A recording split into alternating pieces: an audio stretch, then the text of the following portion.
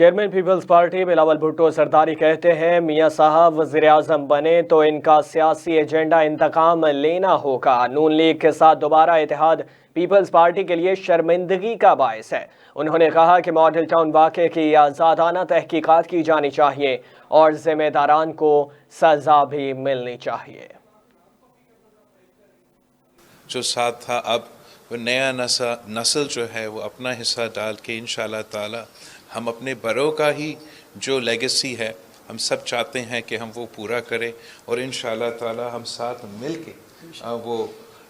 پورا کریں گے کہ ہمارا خواہش ہے کہ ہم پاکستان کو ایک ماڈرن ایسا ریاست بنائیں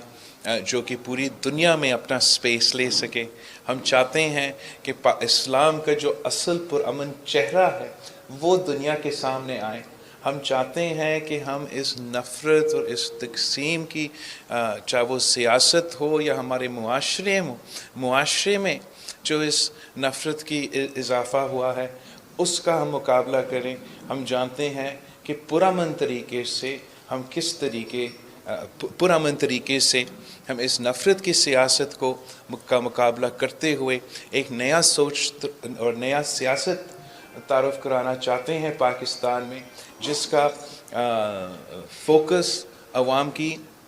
خدمت میں ہو نہ کہ کوئی ذاتی ایجنڈا کے ہو۔ اور میں سمجھتا ہوں کہ اس جد و جہد میں ہم ساتھ مل کے انشاءاللہ تعالی نہ صرف پاکستان میں مگر دنیا بھر میں یہ جو پاکستان کا اصل پرامن چہرہ ہے ہم دنیا کے سامنے لے کر آئیں گے، اور اسی سے ہم انشاءاللہ تعالی پاکستان میں بھی پاکستان کے عوام کے لیے بھی وہ ترقی کے راستے کھولیں گے تاکہ ان کا زندگی میں آسانیاں آئیں، ان کے تکلیف میں اضافہ نہ ہو۔ تو ایک تو میں